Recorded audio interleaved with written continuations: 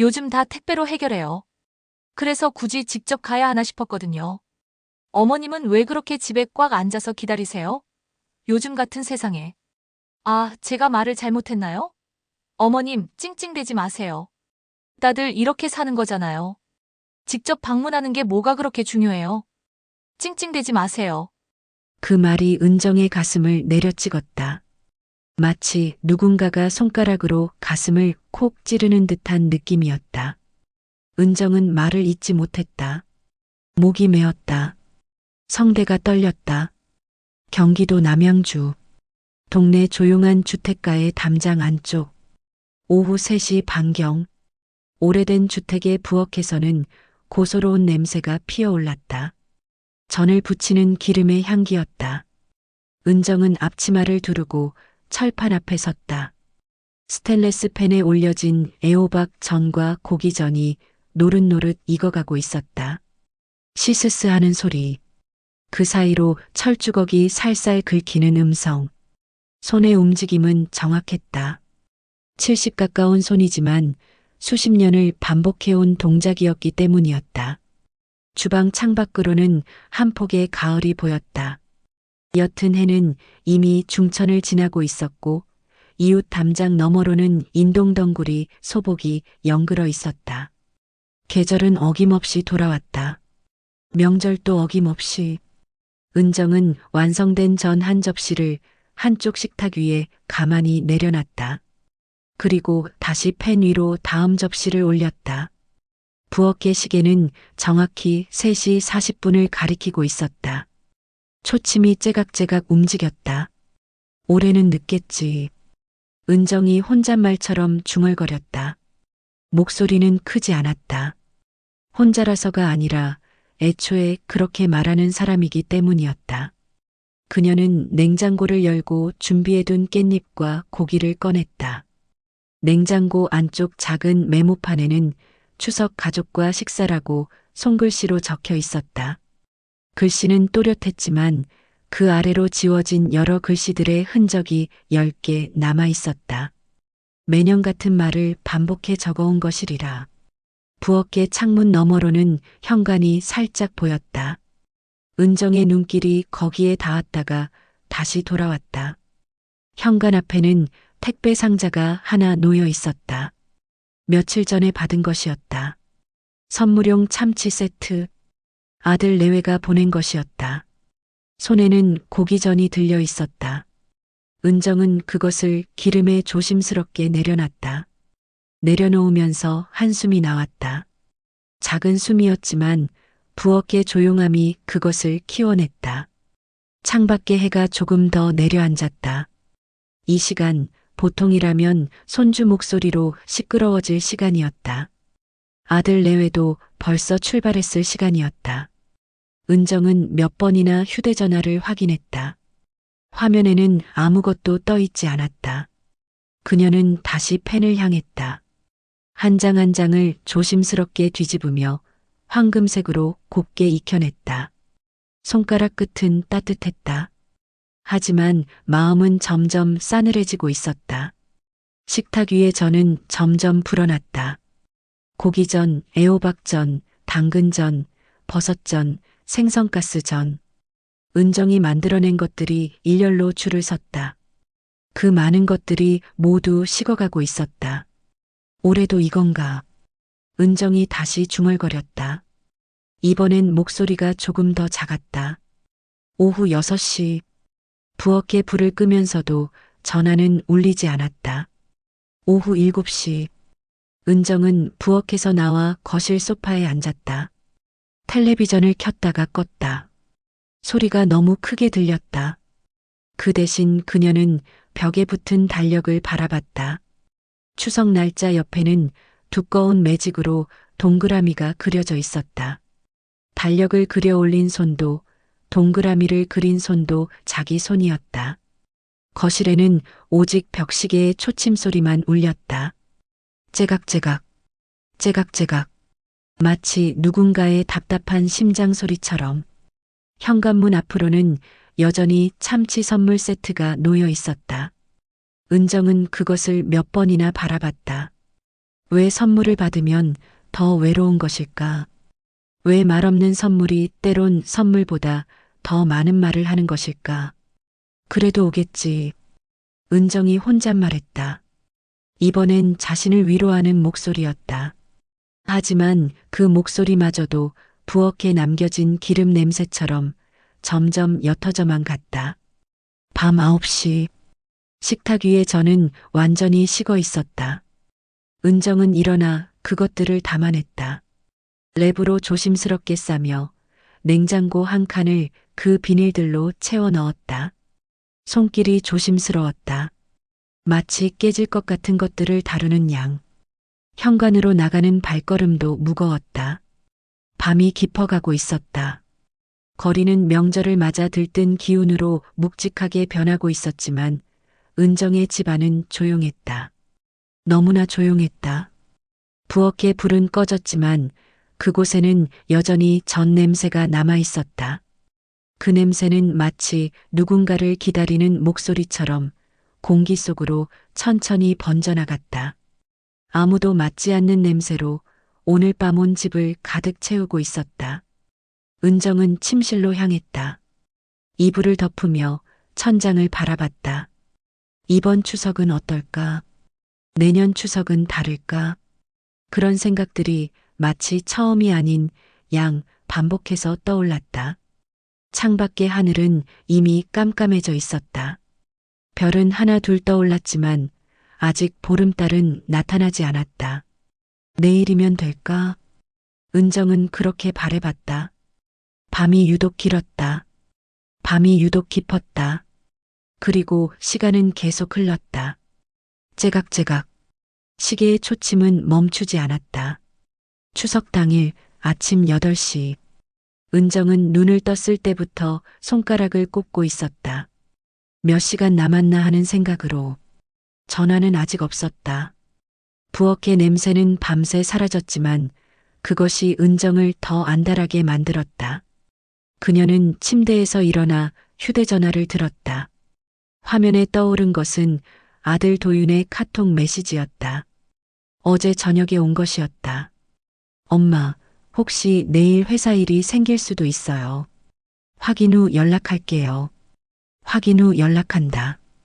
그 말이 얼마나 비어 있는지 은정은 안다. 이미 여러 번 들어봤으니까. 그래도 은정은 기다렸다. 아침을 먹었다. 밥상을 차렸다. 전을 전자레인지에 데웠다. 무언가 하고 있다는 자체만으로도 조금은 견딜만 했다. 9시 반. 은정은 휴대전화를 들었다. 여보세요? 아들 도윤의 목소리가 나왔다.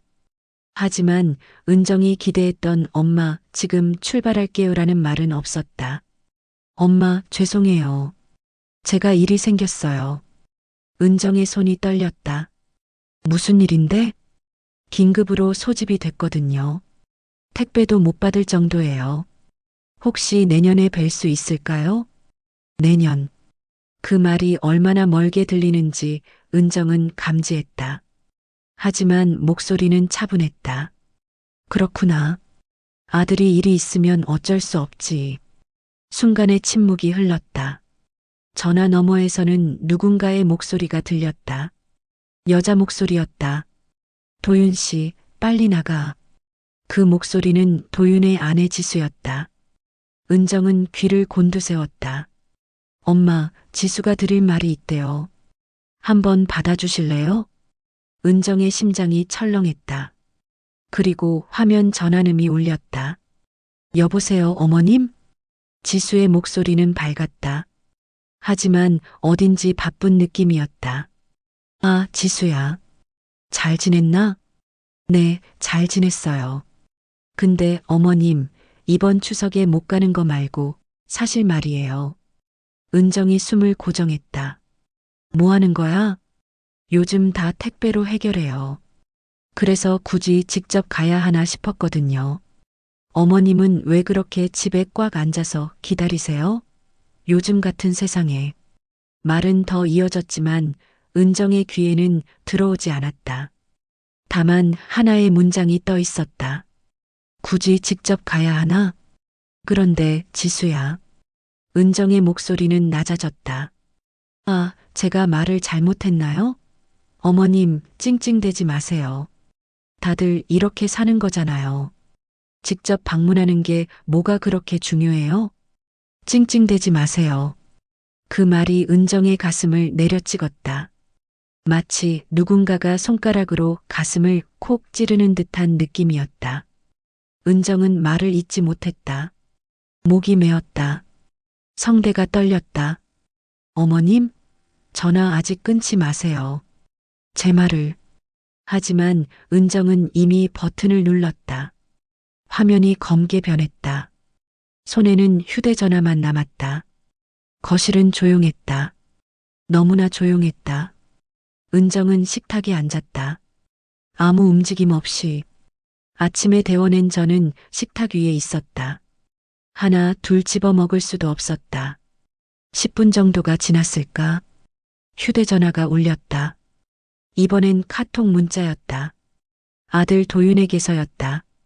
엄마 죄송해요. 지수가 말을 너무 무디게 했나 봐요. 우리 내년에 꼭 가서 송편 빚을게요. 내년. 또 내년. 은정은 휴대전화를 내려놨다. 손이 떨렸다. 화면에는 여전히 도윤의 문자가 떠 있었다. 하지만 그 말은 더 이상 위로가 아니었다. 그 말은 연기였다. 죄송하다라는 영혼 없는 말들이었다. 은정은 일어나 거울을 봤다. 거울 속의 자신은 무척 작아 보였다. 잔주름이 깊었고 눈이 흐렸다. 누가 봐도 초라한 할머니였다. 내가 너무 초라해졌나? 그렇다면 아무도 올 이유가 없다.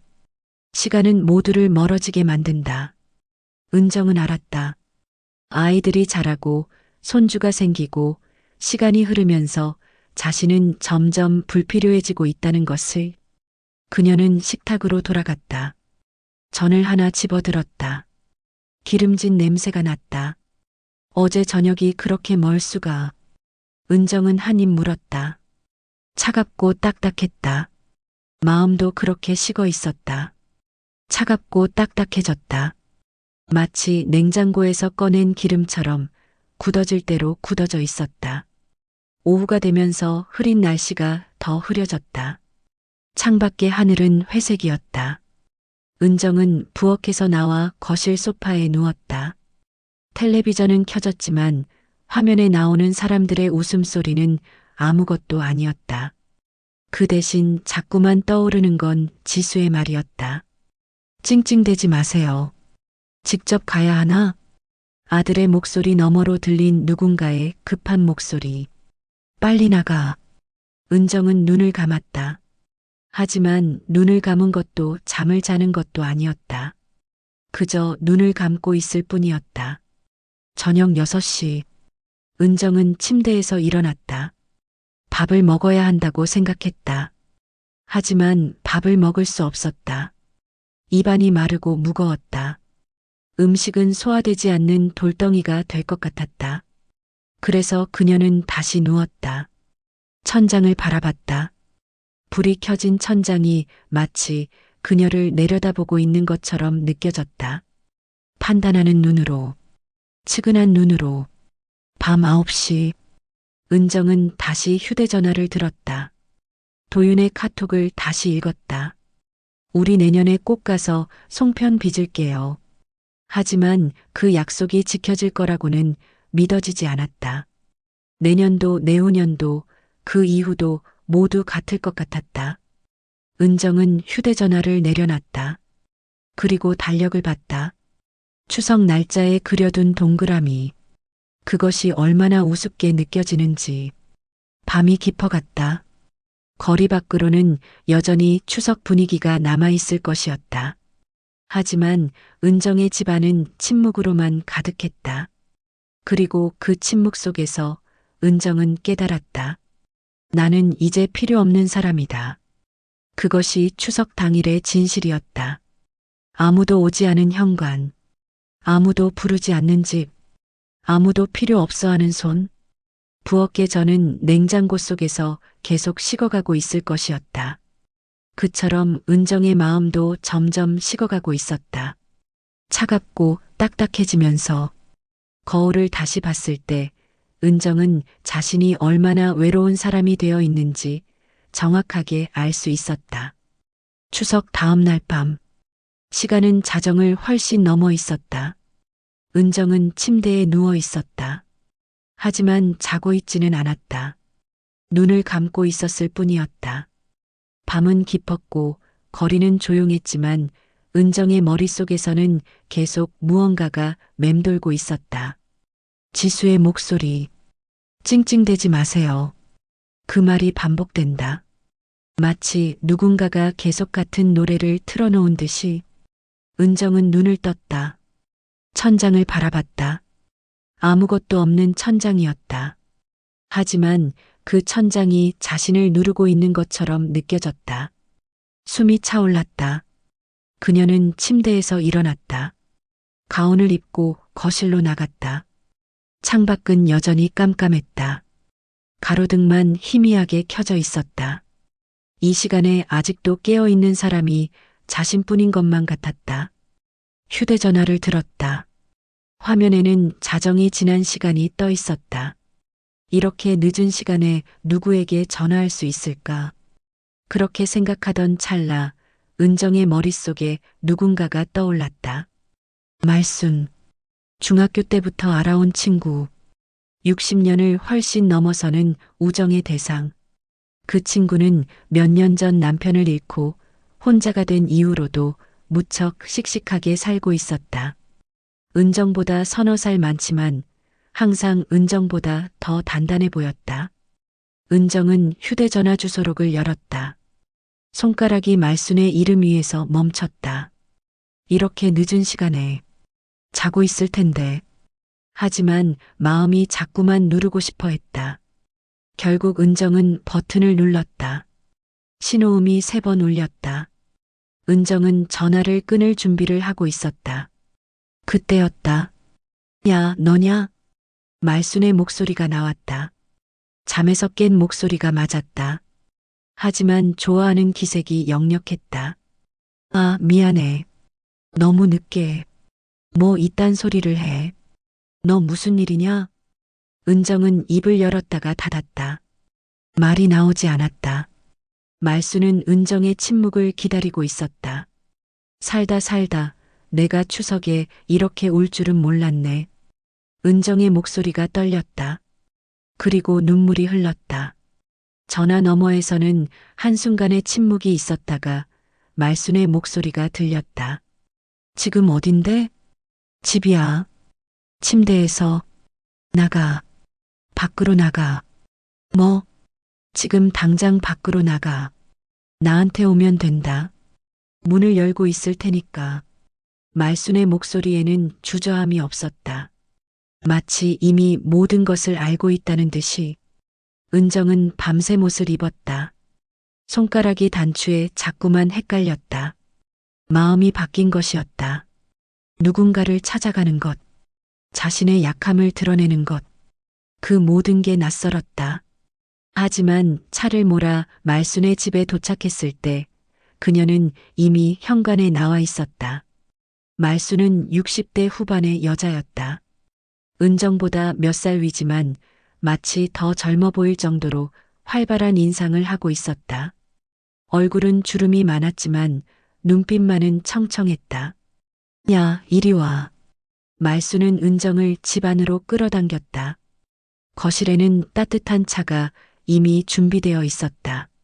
마치 은정을 기다리고 있었다는 듯이. 너 얼굴이 어떻게 된 거야? 이렇게 망가져 있었나? 내가 망가진 거지. 은정이 소파에 앉으며 중얼거렸다. 도윤이네 못 왔냐? 응. 말수는 은정의 얼굴을 자세히 봤다. 그 시선만으로도 은정은 어떤 말도 더 할 수 없을 것 같았다. 친구는 은정의 마음을 읽고 있었다. 뭐라고 했어? 직접 와야 하나 싶대. 택배로 충분하대. 은정의 목소리는 가늘어졌다. 그 딸 말이었나? 며느리다. 은정은 잔을 들었다. 차는 따뜻했다. 입 안으로 들어간 차는 가슴까지 내려갔다. 찡찡대지 마세요. 그 말을 했어. 찡찡대지 말라고? 말순이 웃음 같은 소리를 냈다. 하지만 웃음은 아니었다. 분노에 가까운 그 무언가였다. 야, 은정아. 들어봐. 말순이 몸을 앞으로 구부렸다. 그녀의 눈빛이 진지했다. 내가 너를 60년을 알았어. 넌 항상 남 눈치 봤다. 시어머니 눈치, 남편 눈치, 그 다음엔 아들 눈치. 언제 한번 너를 위해 살았어? 언제? 은정은 대답하지 못했다.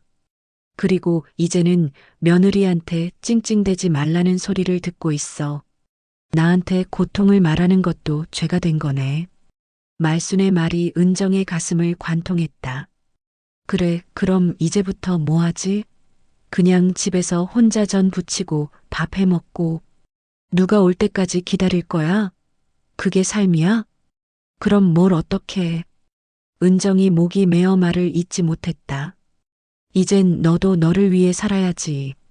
말순은 천천히 일어섰다. 너 그림 좋아했잖아. 예전에 우리 중학교 때 그림 그리던 은정이 기억나? 그 손이 지금 뭐 하고 있어? 벌써 오래.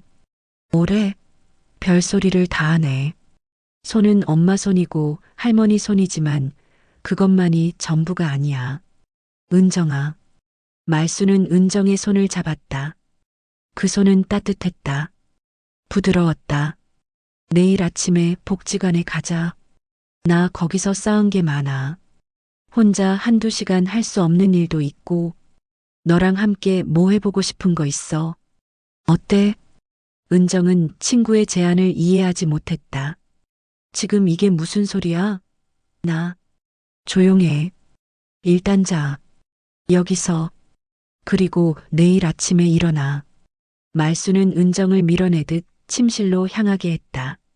침대에는 이미 깨끗한 침구가 깔려 있었다. 그렇게 은정은 말순의 집에서 밤을 지났다.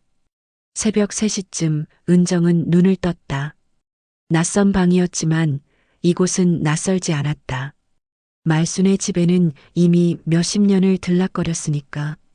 천장을 바라봤다. 이번엔 천장이 자신을 누르고 있지 않았다. 이제 너도 너를 위해 살아야지. 그 말이 자꾸만 떠올랐다. 가슴 어딘가가 철렁했다. 두려움인지 희망인지 구분이 되지 않는 그 무언가가. 거실에서는 말순의 코 고는 소리가 들렸다. 친구는 소파에서 자고 있었다. 자신의 침실을 내주고. 은정은 그 소리를 들으며 생각했다. 60년을 함께한 친구는 여전히 자신을 믿고 있었다. 더 이상 아무도 올 수 없는 이 밤에 오직 말순만이 은정의 손을 놓지 않고 있었다. 아침 6시 말순의 목소리가 들렸다. 야, 일어나. 밥 먹고 복지관 가자. 시간이 없어. 은정은 일어났다. 창밖으로는 새벽이 밝아오고 있었다. 여전히 어두웠지만 밤이 물러나고 있다는 걸 알 수 있었다. 화장실에서 나온 은정의 얼굴은 조금 달라 보였다. 어제 밤의 마음이 완전히 사라진 건 아니었지만 뭔가 작은 불씨가 살아나 있었다. 말순은 은정의 얼굴을 봤다. 그리고 고개를 끄덕였다. 좋아. 그 표정이다. 이제 시작이야. 식탁에는 미역국과 밥이 준비되어 있었다. 엄마가 손자를 위해 준비하는 밥 같은 것이었다. 은정은 밥을 먹으며 생각했다. 어제 이 시간 자신은 무엇을 하고 있었을까? 아무도 오지 않는 현관을 바라보고 있었을 것이다. 하지만 지금은 다르다. 누군가가 자신을 기다리고 있다. 아니, 자신이 누군가를 찾아갈 수 있다. 그것이 은정의 인생에서 처음 깨닫는 것이었다. 먹어. 말순이 밥을 더 떠줬다. 고마워. 은정이 중얼거렸다. 고마워가 뭐야? 우리 이제부터 같이 살아보자. 그게 가장 좋은 감사야. 말순의 말에 은정은 눈물이 날 것 같았다. 하지만 이번엔 절망의 눈물이 아니었다. 무언가 다시 시작되는 느낌의 눈물이었다. 추석 연휴가 끝난 토요일 오전, 복지관의 문을 들어서는 순간 은정은 깜짝 놀랐다. 이 건물에는 여러 번 왔었지만 오늘따라 다르게 느껴졌다. 마치 처음 방문하는 건물처럼. 말순이 은정의 팔을 잡으며 복도를 걸었다. 여기 문화 프로그램 하는 방이야. 요즘 꽤 많은 어르신들이 참여하신대. 그들이 도착한 곳은 복지관의 한쪽 방이었다. 문 앞에는 추석 그림 전시회라고 적힌 A4지가 붙어 있었다. 아직 시작하지 않은 전시회였다. 문을 열었을 때 안에서는 한 명의 젊은 여자가 무언가를 준비하고 있었다. 30 즈음의 연령으로 보이는 그 여자는 은정을 보고 반갑게 일어났다. 말순 선생님, 오셨어요? 그렇다. 그 여자는 윤미나였다. 은정이 30년 전 미술학원을 했을 때의 제자였다. 그때 미나는 고등학생이었다. 벌써 그리고 30을 훌쩍 넘어가 있었다. 이분은 은정 선생님? 미나가 은정을 알아봤다. 시간은 많이 흘렀지만 얼굴은 잊혀지지 않는 법이었다. 미나네. 이렇게 컸네. 은정의 목소리는 조심스러웠다. 자신이 무엇을 하러 온 것인지 아직도 명확하지 않았기 때문이었다. 미나가 지금 이 복지관에서 사회복지사로 일하고 있어. 이번 전시회도 미나가 주도적으로 준비하고 있어. 말순이 설명했다. 그리고 은정이한테 말이야. 이번 전시회에 참여할 어르신들이 필요해. 특히 그림을 그릴 분이 필요했거든. 은정은 말순을 바라봤다. 그 후 미나를 바라봤다. 둘 다 자신을 보고 있었다. 저는 그림을 몇십 년 안 그렸는데. 은정이 중얼거렸다. 그게 뭐 어때요? 은정 선생님은 원래 손재주가 좋으셨는데. 미나가 웃으며 말했다. 그 말은 30년 전의 기억을 되살리는 것 같았다. 일단 와봐. 1시간만. 말순이 은정을 밀어냈다. 마치 처음 전화를 걸었을 때처럼. 미나는 은정을 한쪽 탁자로 이끌었다. 거기에는 도화지, 연필, 지우개, 색연필, 물감 등 오랫동안 보지 못한 것들이 놓여 있었다. 편하게 앉아요. 그리고 이번 전시회의 주제는 추석이에요. 추석과 관련된 무엇이든 좋아요. 은정은 천천히 의자에 앉았다. 손이 떨렸다. 30년. 그 오랜 시간 동안 손에 쥐어본 적 없던 그것들. 정말 오래된 시간이었다. 은정은 연필을 들었다. 손가락이 어색했다. 마치 처음 연필을 드는 것처럼. 하지만 손이 움직이기 시작했다. 종이 위로 선이 그어졌다. 아주 가늘고 조심스러운 선이었지만 그것은 분명 무언가를 향해 나아가고 있었다. 1시간이 지났을 때 도화지 위에는 한 폭의 풍경이 생겨 있었다. 그것은 온 가족이 모여 송편을 빚는 장면이었다. 할머니, 엄마, 딸아이. 셋이 함께 앉아 손으로 송편을 빚고 있었다. 그리고 그들의 손 위로는 보름달이 떠 있었다. 은정은 자신이 그린 그림을 바라봤다.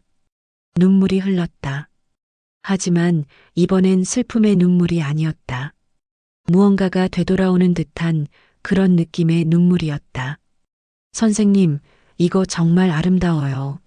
미나가 그림을 바라보며 중얼거렸다. 말순도 다가와 함께 바라봤다. 이거 전시회에 걸면 사람들 눈길 한참 끌겠는데. 올려도 될까요? 미나가 물었다. 은정은 고개를 끄덕였다. 한번 그려지면 그것을 숨길 이유가 없었다. 그날 이후 은정은 매주 토요일마다 복지관에 나갔다. 말순과 함께 미나는 점점 더 많은 일을 은정에게 부탁하기 시작했다. 단순히 그림을 그리는 것뿐만 아니라 참여하는 다른 어르신들의 그림을 함께 지도해 달라는 것이었다. 은정 선생님이 미술을 가르치셨으니까 우리 어르신들도 격려해 주시고 은정은 처음엔 거절하려 했다.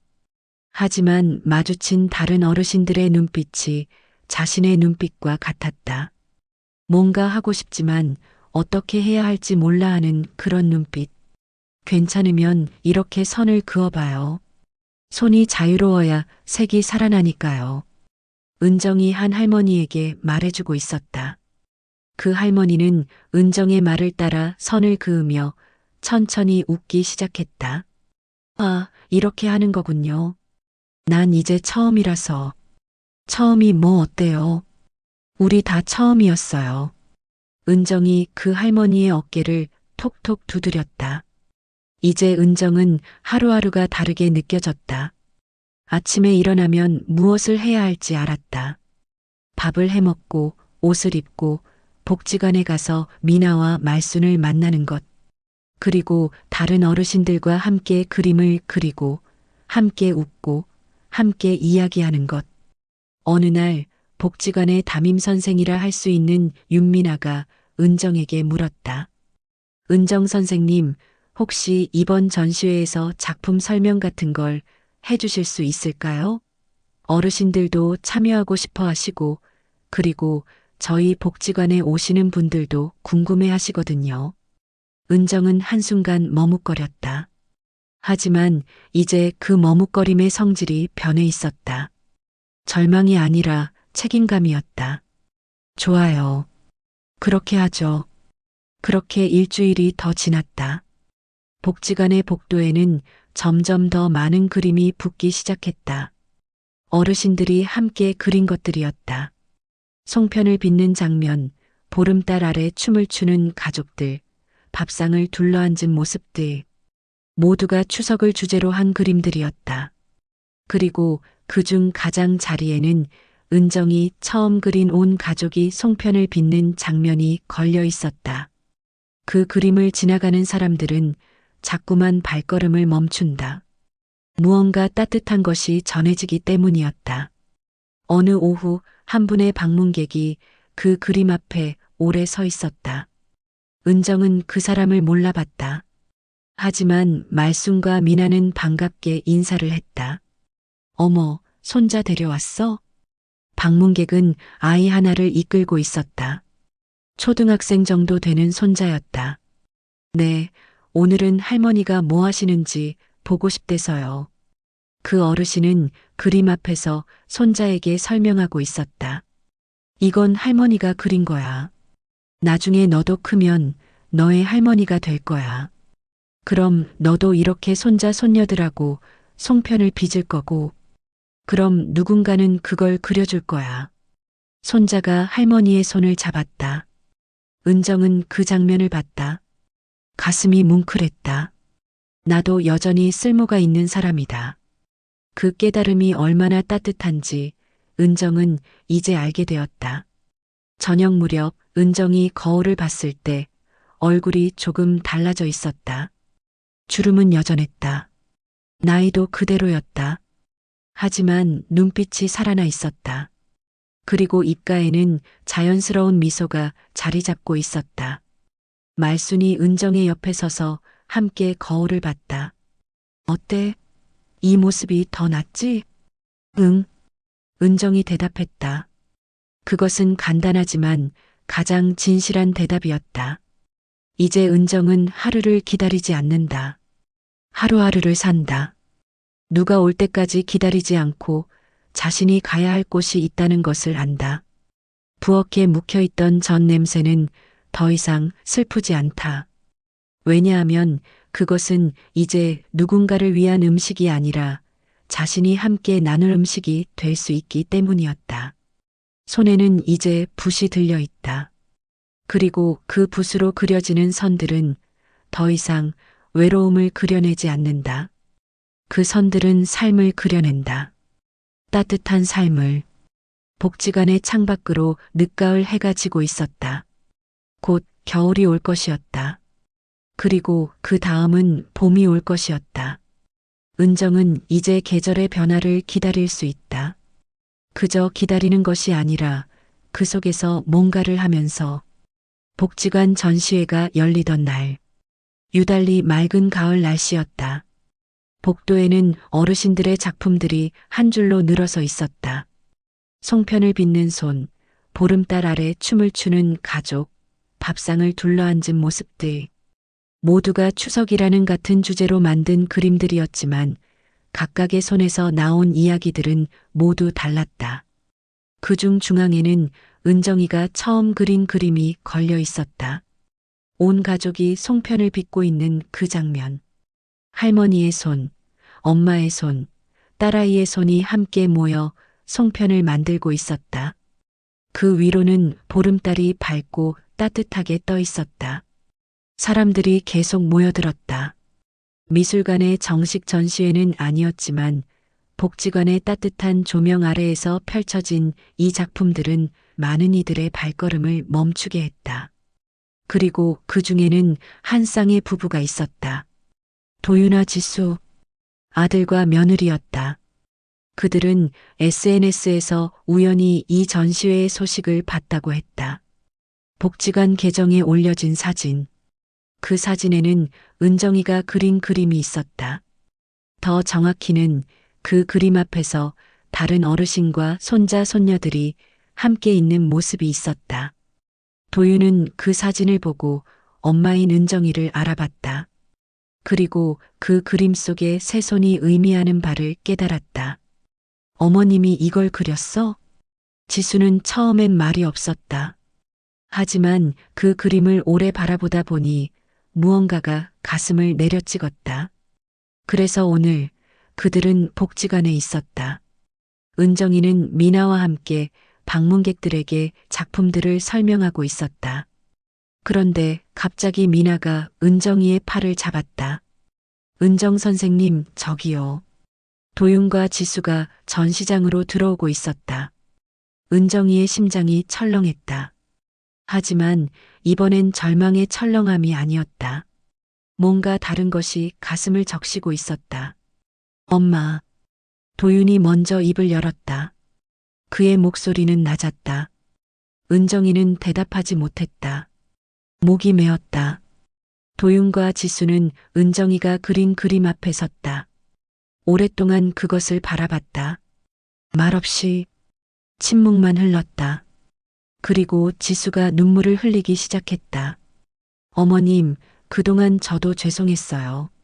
지수의 목소리는 떨렸다. 너무 무심했어요.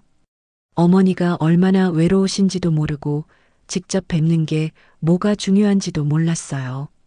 도윤도 옆에서 눈시울을 붉혔다. 아들은 엄마를 바라봤다. 그 눈빛은 처음으로 은정이와 닿았다. 엄마, 죄송해요. 정말 죄송해요. 은정이는 이제 눈물을 멈출 수 없었다. 하지만 이 눈물도 절망의 눈물이 아니었다.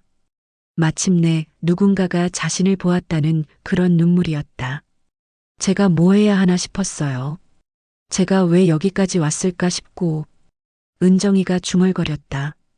엄마, 이 그림 정말 아름다워요. 지수가 그림을 다시 바라봤다. 우리 그 모습이 여기 있어요. 어머니 손, 제 손, 그리고 수민이 손도. 우리가 함께하는 그 모습이 이렇게 따뜻할 수 있다는 걸 처음 알았어요. 수민은 도윤과 지수의 딸이었다. 손녀. 그때였다. 전시회를 보러 온 다른 어르신이 도윤 부부에게 말했다. 여긴 당신들 어머니 그림이에요? 정말 좋은 분이셔요. 우리가 다 그림을 배웠는데 얼마나 다정하고 격려를 잘하시는지. 그 말이 도윤의 가슴을 또다시 내려찍었다. 우리 어머니가 여기서? 네, 매주 토요일마다 오셔서 우리하고 함께 그림을 그려요. 저 그림도 처음 그리신 거라며. 말순이 다가왔다. 도윤을 보자마자 말순은 한숨을 쉬었다. 네가 아들이냐? 네, 그렇습니다. 너희 엄마 며칠 전 목소리만 들어도 얼마나 외로우신지 알 수 있었어. 아무것도 아닌 말이 얼마나 상처가 되는지 넌 아니? 말순의 말은 단호했다. 하지만 포악하지 않았다. 오직 진실을 담고 있었다. 도윤은 그 말 앞에서 고개를 숙였다. 그날 밤 은정의 집 앞마당에는 한 가족이 모여 있었다.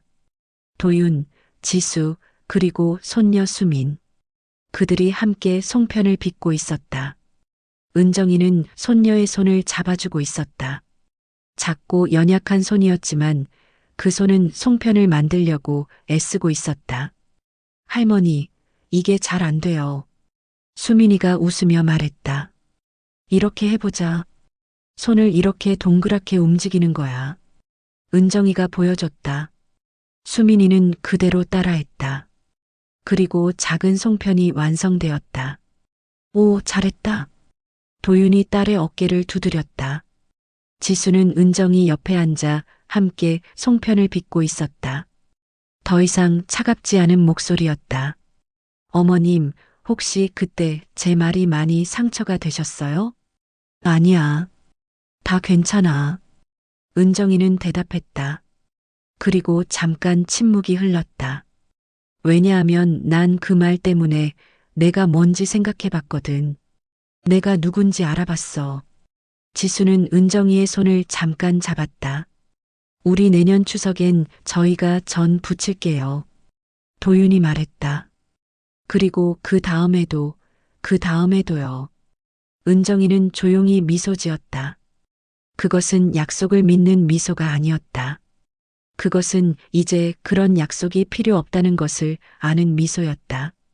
마당 위로는 보름달이 떠올랐다. 그 달은 추석밤의 달처럼 둥글고 밝고 따뜻했다. 은정이는 밤하늘을 바라봤다. 그리고 깨달았다. 이제 나는 잊힌 사람이 아니라 다시 시작하는 사람이다. 그것이 몇 달 전의 은정과 지금의 은정 사이의 거리였다. 아무도 오지 않던 현관에서 이제는 손녀의 손을 잡고 함께 걷고 있다. 밥상을 혼자 차렸던 부엌에서 이제는 온 가족이 함께 음식을 나누고 있다. 그 변화는 거창하지 않았다. 하지만 그것이 가져온 따뜻함은 무한했다. 할머니, 이 송편이 보름달 같아요. 수민이가 자신이 빚은 송편을 들어올리며 말했다. 그래, 이 송편이 보름달이 되는 거지. 은정이가 웃으며 대답했다. 그리고 그 웃음 속에는 모든 것이 담겨 있었다. 절망도, 희망도, 감사도, 사랑도. 도윤은 아내와 함께 엄마를 바라봤다. 그리고 처음으로 깨달았다. 엄마는 늘 거기 있었다는 것을, 단지 자신들이 보지 않았을 뿐이라는 것을. 밤이 깊어갔다. 보름달은 점점 더 높이 떠올랐다. 마당은 달빛으로 희미하게 밝혀졌다. 은정이가 최종적으로 중얼거렸다. 그래, 올해 추석은 참 따뜻하네. 그것은 과거에 대한 것이 아니라 현재에 대한 것이었다. 그리고 미래에 대한 것이기도 했다. 몇 주일이 지난 후, 은정이는 여전히 매주 토요일마다 복지관에 나갔다. 말순과 함께. 하지만 이제는 혼자가 아니었다. 도윤 부부와 수민이는 종종 은정이를 복지관에 데려다 주곤 했다. 그리고 때론 같이 들어와서 다른 어르신들과 인사를 나누기도 했다. 지수는 어느 토요일에는 직접 복지관에 와서 자원봉사를 하기도 했다. 그림을 좀 못 그리긴 하지만 뭐든 도울 수 있는 게 있으면 해요. 지수가 미나에게 말했다. 미나는 그 말을 듣고 웃음 지었다. 감사해요. 그리고 저도 아는데 지수님이 어머니 말씀 들으면서 정말 변해가시는 게 보여요. 그것은 사실이었다. 복지관의 한쪽 벽에는 이제 새로운 전시회 안내문이 붙어 있었다. 박은정 선생님 미술 특별 강좌, 매주 토요일 오후 2시. 은정이는 정식으로 복지관의 강사가 되었다. 급여는 많지 않았지만 그것은 중요하지 않았다. 중요한 것은 자신이 다시 필요한 사람이 되었다는 것이었다. 어느 날 은정이는 자신이 첫 번째로 그린 그림 옆에 새로운 그림을 전시했다. 그것은 소풍을 가는 가족 그림이었다. 할머니, 엄마, 아빠, 그리고 손자, 손녀가 함께 소풍 바구니를 들고 가는 모습이었다. 그 그림을 본 사람들은 모두 미소 지었다.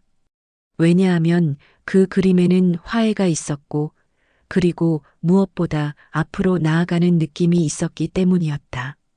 은정이가 그림을 그릴 때 수민이도 옆에서 크레용으로 그림을 그렸다. 아주 서툰 그림이었지만 할머니는 그것을 액자에 넣어 걸어뒀다. 우리 수민이 그림이 있어야 할머니 그림이 더 멋있지. 은정이가 말했다. 그 말을 들은 수민이는 자기 그림이 별로 잘 그리지 못했으면서도 할머니 옆에 당당히 걸렸다는 게 신기하고 기뻤다. 세월은 계속 흘렀다. 계절은 봄, 여름, 그리고 가을로 바뀌었다. 그리고 다시 그 다음 추석이 돌아왔을 때 은정의 부엌에는 이번엔 아들과 며느리의 손이 전 부치는 것을 도와주고 있었다. 어머님, 이렇게 하는 게 맞아요? 지수가 물었다. 좀 더 옅게. 너무 진하면 너무 딱딱해. 은정이 아들 며느리에게 조언했다. 과거에는 자신이 혼자 그 일을 했었다. 그리고 아무도 오지 않았었다. 하지만 지금은 다르다. 올해는 우리가 전 부치는 거라고 약속했잖아. 지호가 웃으며 말했다. 그래. 그런데 이상한데 엄마 전이 더 맛있어. 지수가 웃음 지었다. 그 이유는 은정이는 답을 하지 않았다. 다만 웃음 지었다. 왜냐하면 그것은 알 수 없는 마법이기 때문이었다. 사랑과 함께 만들어지는 음식의 맛. 그것은 과학으로 설명할 수 없는 무언가였다. 창밖으로 다시 보름달이 떠올랐다.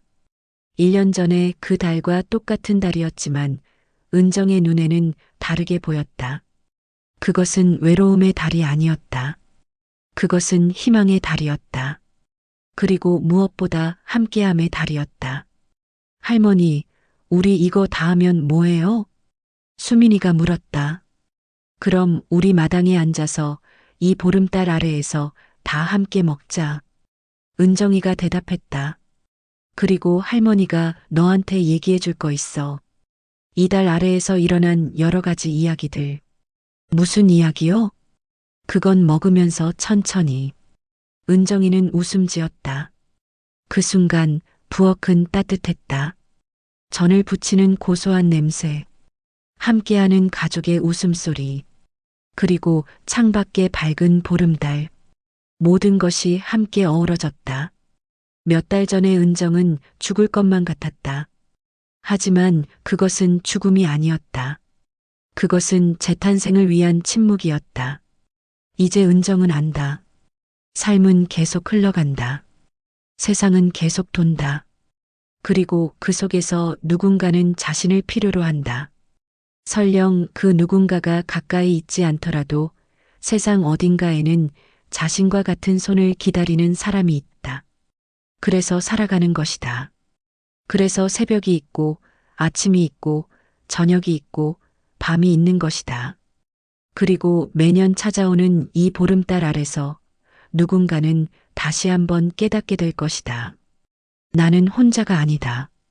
그것이 이 이야기가 전하고 싶은 모든 것이었다.